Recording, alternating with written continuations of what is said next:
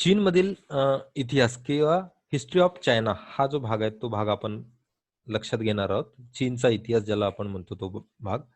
तर त्याच्यामध्ये आपण डॉक्टर सनेत सेन यांच्या संदर्भामधला इतिहास जो आहे तो काही प्रमाणामध्ये बघितलेला होता. डॉक्टर सनेत सेनची कामगिरी याच्या संदर्भामधली माहिती आपण लक्षात घेतलेली होती की म्हणजे चीनमध्ये एकंदरीत मांचू राजवटीच्या कालखंडामध्ये असणारी चीनमधली जी व्यवस्था होती त्या चीनमधील व्यवस्थेला बदलवून टाकण्याचं जे काम आहे ते काम डॉक्टर सनेत सेन यांच्या विचारांनी केल्याचं आपल्याला दिसतं. आणि चीनमध्ये 1911 मध्ये एक क्रांतिकारक बदल घडवून चीनमध्ये प्रजासत्ताक क्रांती निर्माण करण्याचं काम जे आहे ते डॉक्टर सनेत सेन यांनी केल्याचं आपल्याला दिसेल. तर डॉक्टर सनेत सेनच्या नेतृत्वाखाली चीनमधले परिवर्तन जे आहे ते कशा पद्धतीने चीनमध्ये परिवर्तन झालं हा भाग आपल्याला याच्यामध्ये लक्षात घ्यायचा आहे. तो पण आपण काही प्रमाणामध्ये बघितला होता, तो भाग आपण लक्षात घेतलेला होता की चीनचा हे पूर्व इतिहास की चीन कशा पद्धतीने चीन आशिया खंडातील सर्वात मोठा भूभाग असणारा देश, पूर्व आशियातील सर्वात जुनी संस्कृती असणारा देश, चीन हा जगातील 3ऱ्या क्रमांकाचा मोठा देश आणि चीनवर दीर्घ कालखंडापर्यंत मांचू राजवट आणि 1911 मध्ये चीनमध्ये मांचू राजवटीचा अंत झाला आणि चीनमध्ये 1911 मध्ये प्रजासत्ताक क्रांती झाल्याचं आपल्याला दिसून येतं. हा आपण भाग लक्षात घेतला. 1927 पासून चीनमध्ये पुन्हा अजून परिवर्तन होण्यास सुरुवात झाली आणि चीनमध्ये प्रामुख्याने साम्यवादी संघर्षाला सुरुवात जी होती ती सुरुवात झाल्याचं आपल्याला दिसून येतं. चीनमध्ये 1927 पासून साम्यवादी संघर्ष जो होता तो साम्यवादी संघर्ष झाला. म्हणजे प्रजासत्ताक प्लस साम्यवादी अशा पद्धतीचा तो संघर्ष जो होता तो संघर्ष झाल्याचं आपल्याला दिसून येतं. कारण याच्यामध्ये डॉक्टर सनेत सेन जे होते ते प्रजासत्ताकचं प्रतिनिधित्व करणारे होते आणि माओ त्से-तुंग जो होता तो साम्यवादीचं प्रतिनिधित्व किंवा साम्यवादी विचाराचं प्रतिनिधित्व करणारा होता. त्याच्यामुळे हा संघर्ष जो होता तो संघर्ष निर्माण झाला. माओ त्से-तुंगच्या नेतृत्वाखाली 1949 मध्ये साम्यवादी क्रांती झाली. साम्यवादी क्रांती तो आपण पुढे भाग लक्षातच घेणार आहोत 1949 मध्ये. पण तत्पूर्वी आपल्याला असं लक्षात येतं की 1911 मध्ये जी 1911 मध्ये जी प्रजासत्ताक क्रांती झाली 1911 मध्ये जी प्रजासत्ताक क्रांती झालीत आणि मांचू सत्तेची राजवट जी आहे ती समाप्त झाली, त्याच्यामध्ये डॉक्टर सनेत सेनची भूमिका जी आहे ती सर्वात महत्वाचं दिसून येतं. मग 1927 पासून त्याच्यामध्ये परिवर्तन होत गेल्याचं आपल्याला दिसेल आणि 1927 मध्ये साम्यवादी संघर्ष जो होता तो साम्यवादी संघर्ष सुरू झाला आणि माओ त्सेच्या नेतृत्वाखाली लॉंग मार्च निघून 1949 मध्ये साम्यवादी क्रांती जी होती ती यशस्वी झाली. पण चीनचा झपाट्याने आर्थिक विकास सुद्धा झालेला आहे त्याच कालखंडामध्ये. म्हणजे मांचू सत्तेची राजवट समाप्त झाल्यानंतर प्रजासत्ताक क्रांतीच्या माध्यमातून सुद्धा विकास झाला आणि साम्यवादी क्रांतीच्या माध्यमातून सुद्धा मोठ्या प्रमाणामध्ये विकास झाल्याचं आपल्याला दिसून येतं. डॉक्टर सनेत सेनचा परिचय जर करून घ्यायचा असेल तर चीनमधील प्रजासत्ताक क्रांतीचा खऱ्या अर्थाने मूर्तरूप देण्याचा प्रयत्न होता तो डॉक्टर सनेत सेन यांनी केल्याचं आपल्याला दिसतं. आधुनिक चीनमधील एक महत्वपूर्ण नेते म्हणून त्यांना ओळखलं जातं. लोकशाही, राष्ट्रवाद व समानता या विचारांनी ते प्रेरित होते. निस्वार्थी देशप्रेम, प्रखर राष्ट्रवाद, दूरदृष्टी, वास्तववादी दृष्टिकोन आणि दुर्दम्य ध्येयवाद हे त्यांच्या स्वभावातील मूळ गुण होते. आधुनिक चीनच्या वाटचालीमध्ये त्यांचं महत्वपूर्ण योगदान होतं हे आपल्याला त्याच्यामध्ये लक्षात येतं. त्यानंतर डॉक्टर सनेत सेनचे राजकीय विचार जे आहेत ते विचार आपण लक्षात घेतलेत की त्यांनी अमेरिका आणि युरोप खंडाचा प्रचंड प्रमाणामध्ये प्रवास केल्यानंतर लोकशाही व समाजवाद या विचारसरणीचा अधिकाधिक प्रभाव त्यांच्यावर होता. त्यातून ते प्रखर क्रांतिवादी झालेत. त्यानंतर मांचू राजवट समाप्त करून प्रजासत्ताक सत्तेची स्थापना करण्यामध्ये त्यांनी तिथेच तुंगमिंग हुई या पक्षाची त्यांनी स्थापना करून घेतली. स्क्रीन दिसत नाही ना? हॅलो, तुंगमिंग हुई नाही सर, नाही दिसत. ओके. तुंगमिंग हुई या पक्षाची स्थापना त्यांनी करून घेतली आणि आपल्याला असं लक्षात येतं की प्रामुख्याने या पक्षाच्या माध्यमातून त्यांनी आपली राजकीय विचार जे आहेत ते राजकीय विचार प्रभावी बनवल्याचं दिसून येतं. त्यानंतर रशियन साम्यवादाचा जाणता अनुयायी म्हणून त्यांना ओळखलं जातं. रशियन साम्यवादाचा ते जाणता अनुयायी होते. त्यानंतर त्यांनी त्यांचे जे विचार आहेत ते विचार डॉक्टर सनेत सेनचे 3 राजकीय तत्वे. सर्वांनी आपले साऊंड म्यूट करायचे बेटा. डॉक्टर सनेत सेन यांचे 3 राजकीय तत्वे जी होती ती एक होता राष्ट्रवाद, दुसरा होता लोकशाही आणि तिसरा होता लोकांचे जीवनमान. या 3 तत्वांवर त्यांनी जास्तीत जास्त भर दिलेला होता. कारण या 3 तत्वाच्या माध्यमातूनच आपण चीनचा विकास करू शकतो असं त्यांना माहित होतं. आणि त्या तीनही तत्वांचा पुरस्कार करत असताना जर समाजवादी विचाराचा त्यांनी पुरस्कार केलेला होता. म्हणजे रशियामधील साम्यवादी क्रांती जी होती 1917 मध्ये जी यशस्वी झालेली रशियामधली साम्यवादी क्रांती होती, त्या रशियन साम्यवादी क्रांतीचा प्रभाव सुद्धा त्यांच्या मनावर पडलेला होता. कारण 1911 मध्ये चीनमध्ये प्रजासत्ताक सत्तेची स्थापना झाली डॉक्टर सन यत सेनच्या नेतृत्वाखाली. मात्र 1917 मध्ये रशियामध्ये जी साम्यवादी क्रांती झाली, त्या साम्यवादी क्रांतीचा प्रभाव सुद्धा यांच्या मनावर पडल्याचं आपल्याला दिसून येतं. आणि त्यामुळे आपल्याला असं दिसून येतं की त्या विचारसरणीच्या प्रभावामुळे सुद्धा त्यांनी मोठ्या प्रमाणामध्ये आपले विचार जे होते ते विचार चीनमधील लोकांमध्ये प्रसरवण्याचा प्रयत्न जो होता तो प्रयत्न केला. त्याच्यानंतर आपल्याला दिसून येतं की प्रजासत्ताक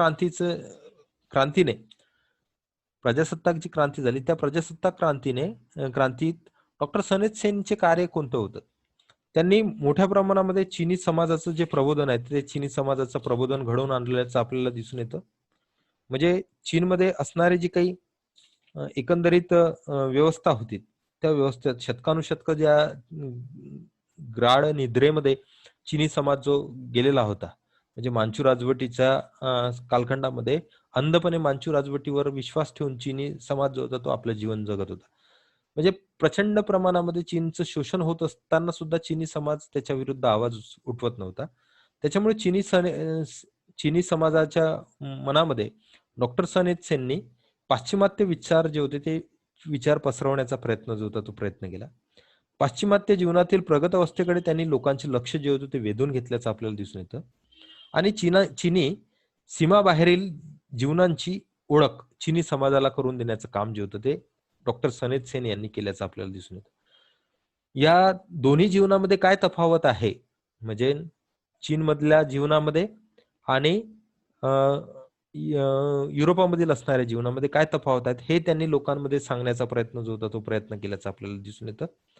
आणि या दुरावस्थेतून लोकांना बाहेर काढायचं असेल तर आपल्याला असं लक्षात येतं की खऱ्या अर्थाने लोकशाही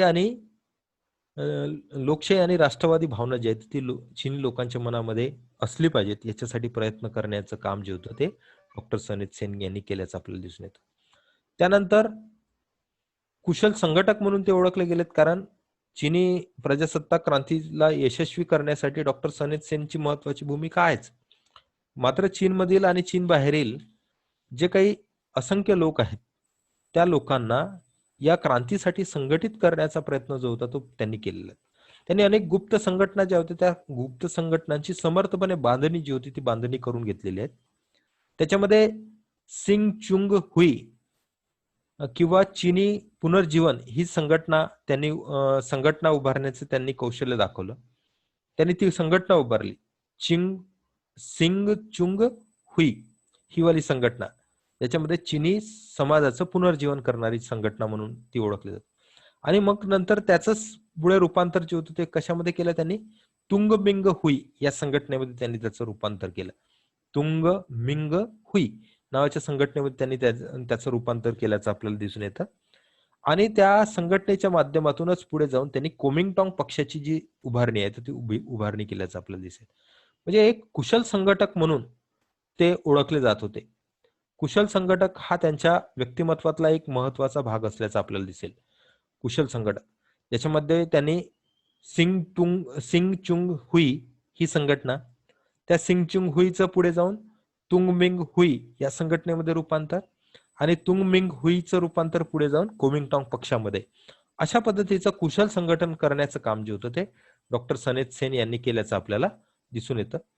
त्यानंतर आपल्याला लक्षात येईल की प्रामुख्याने आर्थिक योगदान जे होतं ते आर्थिक योगदान म्हणजे चीनमधील जे काही बरीचशी जी सत्तासूत्रे होती ती सत्तासूत्रे राजा आणि मांड्रिन नावाचे जे काही अधिकारी होते त्यांच्याकडे होती. मग राजसत्तेचं विघटन केल्यानंतर चीनमधील असणाऱ्या या मांडलिकांकडे असणारी जी काही आर्थिक पाठबळ होती, त्याच्यामध्ये जमिनी असतील त्यांच्याकडे असणाऱ्या प्रचंड प्रमाणामध्ये, त्या जमिनी सरकारच्या मालकीच्या करायच्यात आणि ज्यांना आवश्यक आहेत अशा लोकांना त्या द्यायच्यात. आणि चीनमध्ये औद्योगिकीकरण करायचं, चीनमध्ये शेतीच्या सुधारणा ज्या आहेत त्या सुधारणा राबवायच्यात. अशा प्रकारे डॉक्टर सन एच सेन यांनी तिथे मोठ्या प्रमाणामध्ये अ, लोकांकडून काही आर्थिक योगदान जे आहे ते आर्थिक योगदान घेतलं.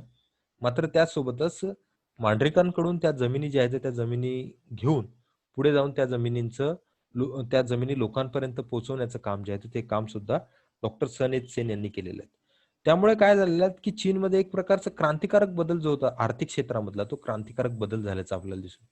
म्हणजे परंपरागत चीनी समाज जो जो आहे तो मांडलिकांकडून शोषित होणारा जो चीनी समाज आहे त्या चीनी समाजामध्ये एक प्रकारचं आर्थिक फुंकर देण्याचं काम जे आहे त्यांच्यामध्ये आर्थिक योगदान त्यांच्याकडे देण्याचं काम जे आहे ते डॉक्टर सन एच सेन यांनी केल्याचं आपल्याला दिसून येतं. त्यानंतर प्रखर राष्ट्रवादी आणि निस्वार्थी नेतृत्व म्हणून ते ओळखले जात होते. ते प्रखर राष्ट्रवादी होतेच, त्याच्याबद्दल काही दुमत नाही. कारण त्यांच्यामध्ये निस्वार्थी वृत्ती होती आणि त्यांना असं वाटत होतं की आपल्या चीनचं डेव्हलपमेंट झालं पाहिजे. म्हणजे युरोपामध्ये असणारा, अमेरिकेमध्ये असणारा राजकीय विचार जो आहे तो राजकीय विचार त्यांच्या मनामध्ये आला. पण त्यासोबतच त्यांच्या मनामध्ये आलेली एक सर्वात महत्वाची जी भावना होती ती काय होती? ती म्हणजे आपल्या देशाचा विकास झाला पाहिजे. ही आपल्या देशाचा विकास झाला पाहिजे, आपला देश आर्थिकदृष्ट्या संपन्न झाला पाहिजे. ही जी महत्वाची भावना होती त्यालाच म्हणतात प्रखर राष्ट्रवाद. की आपला देश जो आहे तो कोणत्याही बाबतीमध्ये कमी पडला पाहिजे नाही. अशा पद्धतीची मनामध्ये भावना जी निर्माण होणं आहे ती म्हणजे प्रखर राष्ट्रवादाची भावना जी त्यांना त्यांच्या मनामध्ये निर्माण झाली. समर्थ राष्ट्र उभारण्यासाठी वाटेल तो स्वार्थ त्यागण्याची त्यांची वृत्ती होती.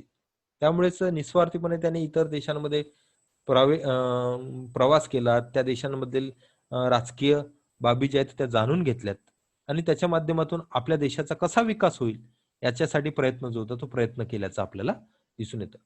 म्हणून त्यांचा हा जो भाग होता तो महत्वाचा होता.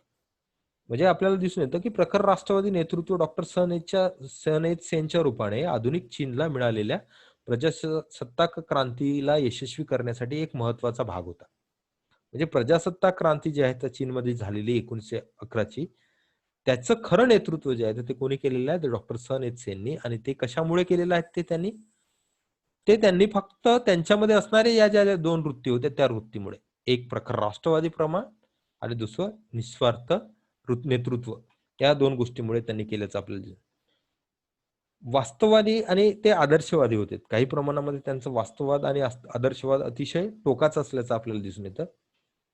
आणि पुढे जाऊन त्यांनी या सर्व गोष्टीच्या माध्यमातूनच चीनमध्ये मांचू सत्तेचा पराभव करून आपली म्हणजे प्रजासत्ताक क्रांती जी होती ती प्रजासत्ताक क्रांती यशस्वी केली. त्याच्या मागचं कारणच आहे की ते प्रखर राष्ट्रवादी आणि हे होते म्हणजे प्रखर राष्ट्रवादी आणि निस्वार्थी नेतृत्व होतं. आता त्याच्यानंतरचा महत्वाचा भाग जो आहे तो भाग म्हणजे 2.2 हा मुद्दा तुमचा. पहिला जो मुद्दा आहे तो काय होता? डॉक्टर सन H Sen achievement of doctor सन एच सेन म्हणजे डॉक्टर सन एच सेन यांचं कार्य हा महत्वाचा पहिला भाग होता म्हणजे 2.1. आता 2.2 म्हणजे दुसरा मुद्दा जो आहे या युनिट मधला तो काय? साम्यवादी क्रांती. चीनमधील जी साम्यवादी क्रांती झाली 1949 मधली ती क्रांती कशा पद्धतीने घडून आली तो दुसरा महत्वाचा मुद्दा आहे. तर तो कशा पद्धतीने घडून आली चीनमधील साम्यवादी क्रांती? पहिली क्रांती चीनमधली कोणती आहे? कोणी सांगेल? कोण सांगू शकतं? चीनमधील पहिली क्रांती कोणती? 1911 मध्ये घडून आलेली प्रजासत्ताक क्रांती ही चीनमधली पहिली क्रांती. दुसरी क्रांती कोणती आहे चीनमधली? 1949 मधील साम्यवादी क्रांती ही चीनमधली दुसरी क्रांती. ही क्रांती कशी होती? कशा पद्धतीने ही घडून आली? याच्या संदर्भामधली माहिती आपल्याला याच्यामध्ये बघायची आहे.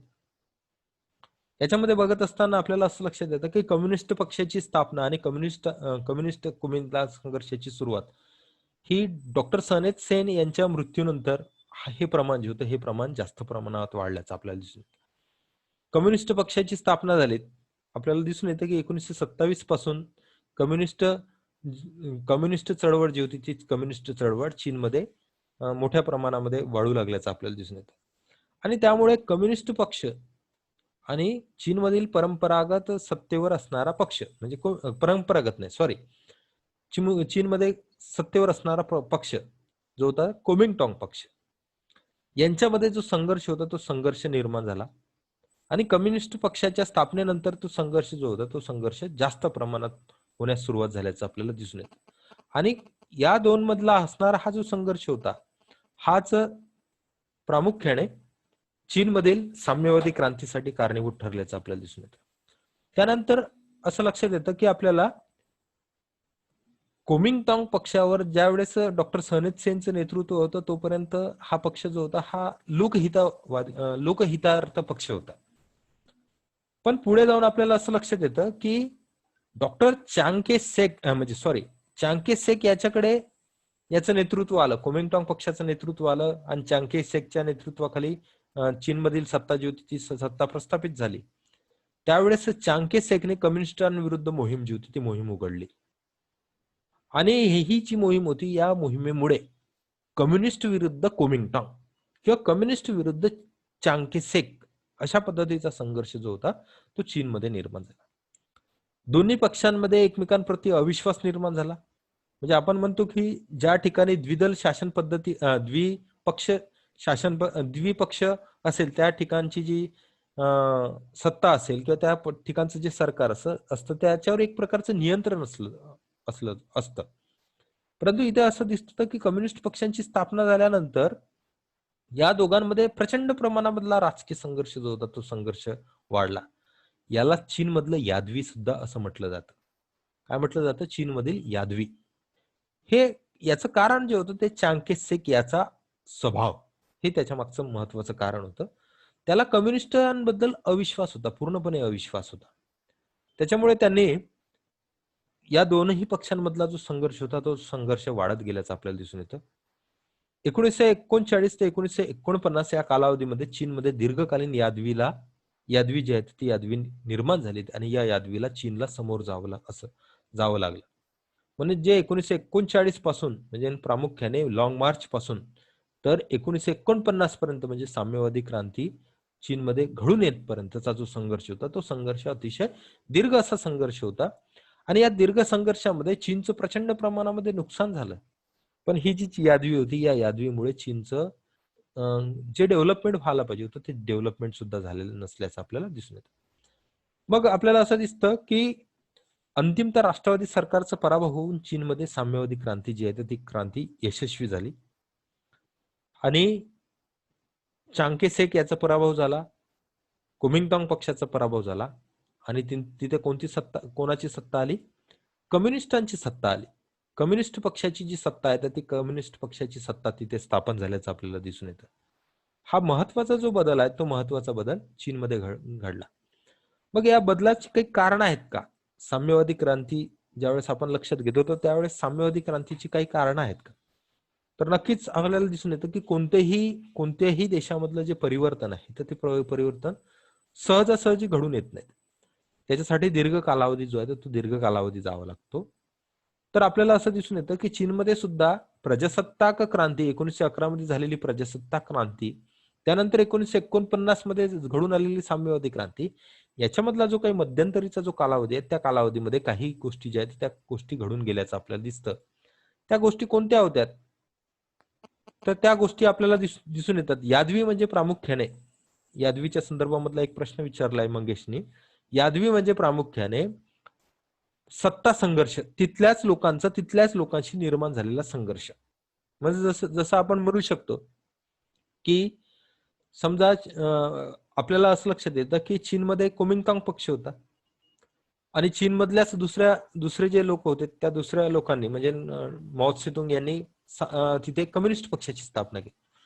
मग कम्युनिस्ट पक्ष आणि कोमिंगटॉंग पक्ष हे दोनही पक्ष चीनमधलेच आहेत. मग त्या दोनही पक्षांमध्ये सत्ता प्राप्त करण्यासाठी निर्माण झालेला संघर्ष म्हणजे सत्ता प्राप्त करण्यासाठी निर्माण झालेला संघर्ष याला यादवी असं म्हटलं जातं. तर ते यादवी युद्ध म्हणून ते ओळखलं जातं. तर ते यादवी निर्माण झालीत आणि त्या यादवीची कारणं कोणकोणती होती तर ती कारणं आपल्याला लक्षात घ्यायची. ही जी आहेत हा लोगो जो दाखवलेला आहे मी तर हा लोगो आवाज येत नाही हो. येत नाही का आवाज? हॅलो हॅलो, आवाज येत नाही का रे? आवाज ब्रेक होतोय सर. ब्रेक होतोय का आवाज? आवाज ब्रेक होतोय सर, येत नाही व्यवस्थित. आणि स्क्रीन दिसतंय का? हॅलो, स्क्रीन दिसतंय का? हा, स्क्रीन दिसतीये सर. म्हणजे आता मुद्दे कोणकोणते दिसत आहेत स्क्रीनवर? डॉक्टर सनेत सेन यांच्या कार्यक्रमाकडे दुर्लक्ष हा एक दिसतोय मुद्दा.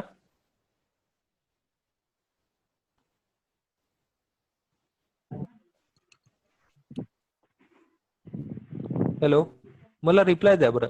आवाज स्पष्ट येत नाही का आवाज? हॅलो, हा, व्यवस्थित येत नाही सर. आता येतो का व्यवस्थित? सर परत ब्रेक होतोय आता. इंटरनेट प्रॉब्लेम आहे जरा. पण स्क्रीन नाही दिसत आहे का रे?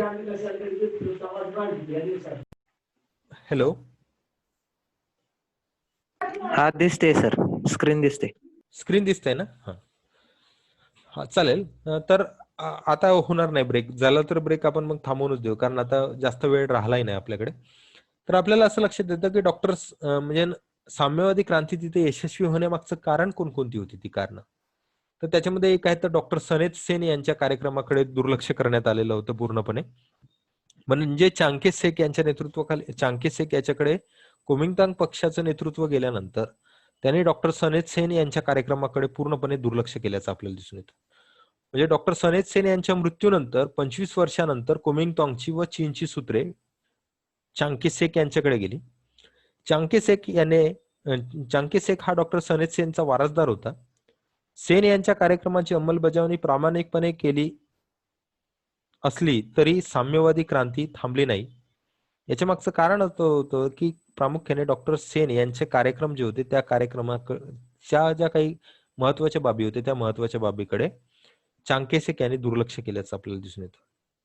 त्यामुळे जनतेमध्ये मोठ्या प्रमाणामध्ये कुमिंगतांग पक्षाविरुद्ध किंवा चांके शेख याच्या विरुद्ध एक असंतोषाची भावना जी होती ती असंतोषाची भावना निर्माण झालेली होती. आवाज येतो ना? असंतोषाची भावना जी होती ती निर्माण झालेली असल्याचं आपल्याला दिसून येतं. आणि त्यामुळे येतो का आवाज? हॅलो, येतोय सर. हा.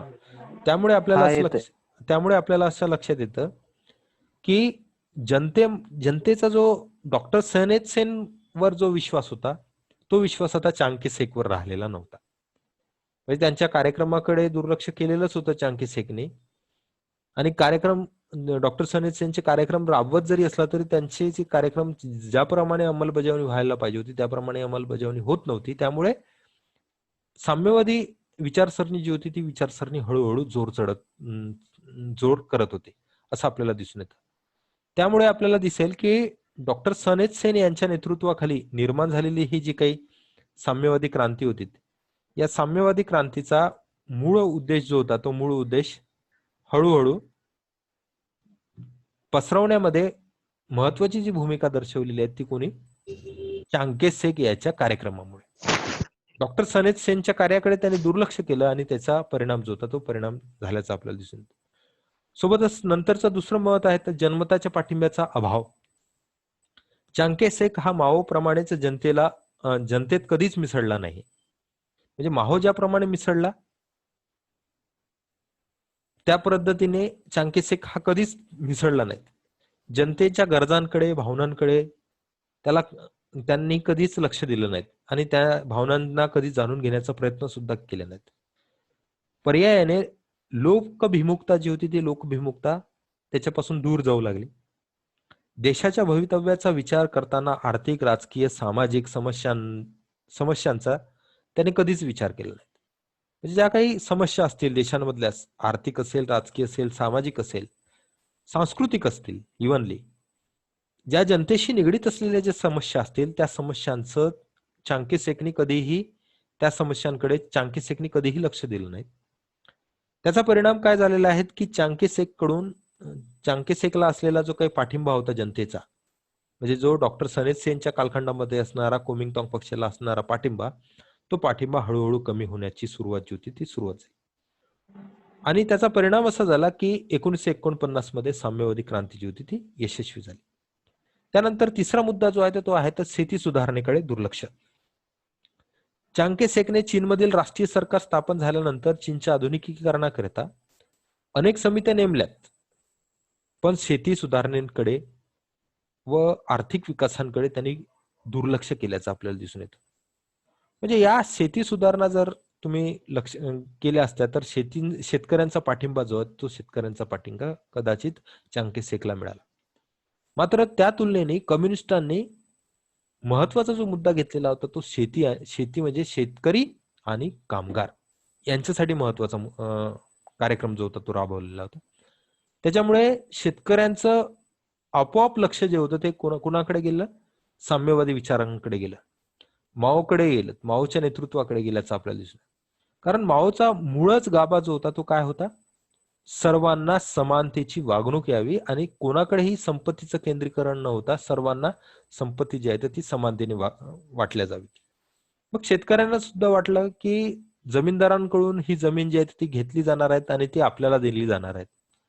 त्यामुळे त्यांच्या माओच्या ज्या काही सुधारणा होत्या किंवा माओची जी काही चाललेली जी चढावळ होती, माओची जी काही क्रांतिकारक योजना होती साम्यवादी क्रांती, याच्याकडे लोकांचं लक्ष गेलं, शेतकऱ्यांचं लक्ष गेलं आणि शेतकरी आपोआप माओच्या नेतृत्वाखाली एकत्रित येण्यास सुरुवात झाली. चांगके शेकने आखलेली धोरणे व त्याने शेती सुधारणेकडे केलेले दुर्लक्ष यामुळे माओने त्याचा फायदा उचलला आणि माओने 1949 मध्ये क्रांती जी होती ती क्रांती घडवली आणि त्याच्यामध्ये बऱ्याचशा शेतकऱ्यांनी त्याला पाठिंबा दिला असं आपल्याला लक्षात येतं. त्यानंतरचा मुद्दा आहे की कुमिंगतांग लष्कराची अकार्यक्षमता आणि भ्रष्टाचार. हा एक महत्वाचा मुद्दा आहे ज्याच्यामध्ये आपल्याला दिसून येतं की चांगके शेकने निर्माण केलेले सेनादल अगदी सामान्य दर्जाचे होते. त्याने निवडलेल्या सेनानी अकार्यक्षम स्वरूपाचे होते आणि हे अकार्यक्षम स्वरूपाचे असणारे जे काही सेनानी होते या सेनानींच्या माध्यमातून चीनमध्ये साम्यवाद यशस्वी होणार नाहीत ही गोष्ट सुद्धा लक्षात आलेली होती. हॅलो, आवाज येतो का? शशी, आवाज येतो सर? हा येतो. स्क्रीन येत आहे का? येतोय सर आवाज. स्क्रीन दिसताय का? हो, दिसते. ओके. कुमिंगतांग लष्कराची अकार्यक्षमता आणि भ्रष्टाचार हा एक महत्वाचा मुद्दा जो होता तो साम्यवादी क्रांती घडून येण्यासाठी झाल्याचं आपल्याला दिसून येतं. चांगके शेकने कार्यक्षम जे सेनानी आहेत त्यांची नियुक्तीच केली नाही. त्याच्यामुळे काय झालेलं आहे की त्या कुमिंगतांग पक्षाच्या सैन्यामध्ये अकार्यक्षम असलेले आणि भ्रष्टाचारी असणारे जे अधिकारी आहेत ते अधिकारी त्याच्यामध्ये होते. त्यामुळे लष्कराचं जे काही ज्या पद्धतीने सक्षमीकरण पाहिजे होतं ते सक्षमीकरण झालं नाहीत. प्रत्येक जण स्वतःच्या स्वार्थासाठी त्याचा लष्कराचा फायदा जो होता तो फायदा करून घेत होता. सैन्याच्या भोजनासाठी होणारा खर्च, कपड्यांसाठी होणारा खर्च या सर्व गोष्टींमध्ये मोठ्या प्रमाणामध्ये भ्रष्टाचार निर्माण झाल्याचं दिसून येतं. या सर्व कारणांनी कुमिंगतांगांचे लष्कर हे अकार्यक्षम आणि भ्रष्ट झालेत आणि त्याचा परिणाम जो होता तो साम्यवादी क्रांती घडून आल्यामध्ये दिसून येतो किंवा साम्यवादी क्रांती घडण्यासाठी झाल्याचं दिसून येतं. त्यानंतर चांगके शेकची दडपशाहीचे धोरण जे होतं ते धोरण सुद्धा त्याच्यासाठी कारणीभूत ठरलं. ते धोरण कशा पद्धतीचं होतं ते धोरण लक्षात घेत असताना आपल्याला लक्षात येतं की मुख्यतः चांगके शेकने हुकुमशाही वृत्तीचा उपयोग जो होता तो हुकुमशाही वृत्तीचा उपयोग केला. त्याला विरोध जो होता तो अजिबात सहन होत नव्हता आणि जो विरोध करत असेल त्याला दडपून टाकण्याचं काम जे होतं ते त्याने करण्यास सुरुवात केली चांगके शेकने. त्याच्यामुळे काय झालेलं आहे की चीनमधील विद्यापीठ ही राजकीय चळवळीची जी केंद्र होती, 4 मेच्या चळवळीत विद्यार्थी व प्राध्यापक वर्गाने अत्यंत महत्वाची कामगिरी बजावली होती. पण शेकने त्याच्या राजवटीत विद्यापीठांवर भयानक पद्धतीची दहशत जी होती ती दहशत निर्माण केली विद्यापीठांमध्ये. विद्यापीठ हे कशाचे केंद्र असतात? शिक्षणाचे केंद्र असतात. विद्यापीठ हे कशाचे केंद्र असतात?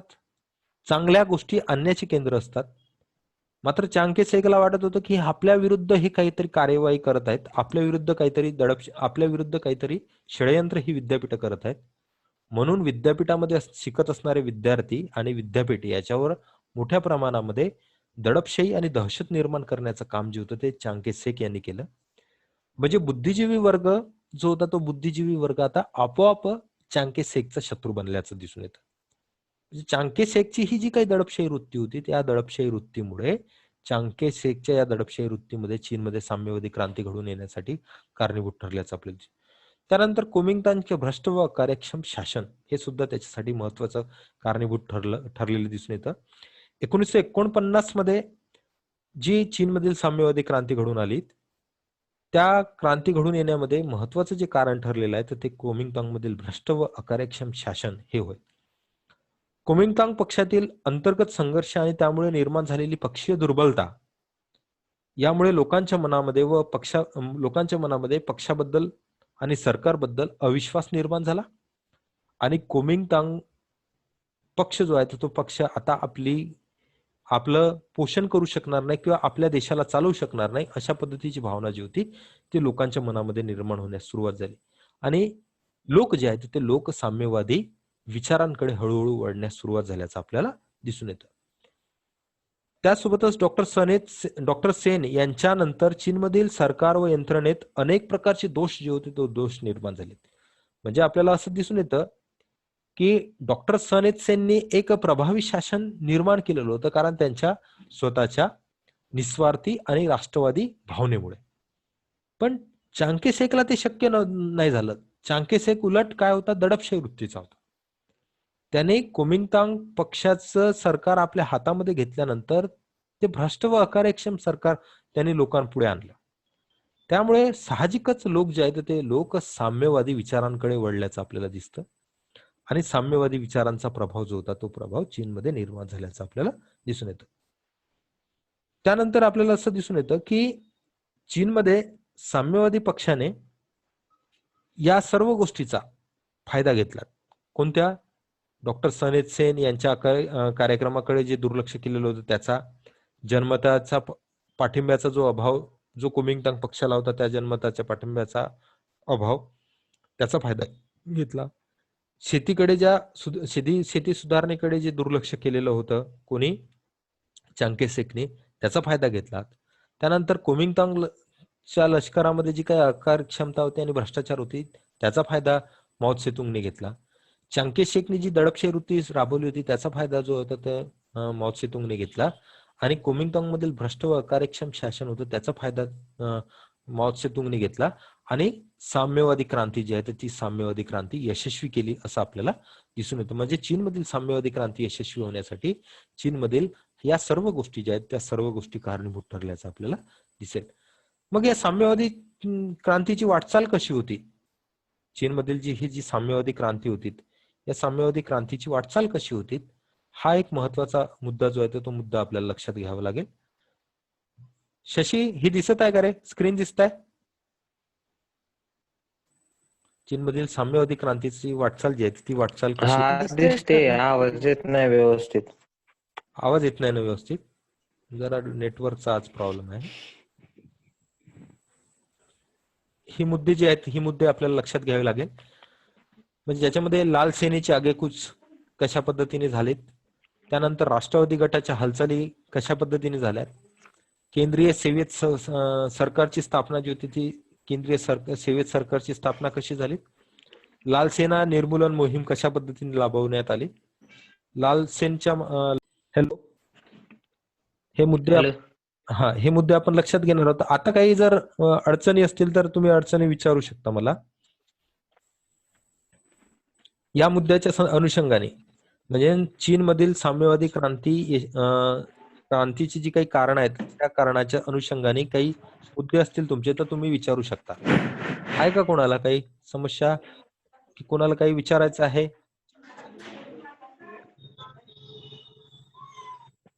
नाही सर. हॅलो झरीन,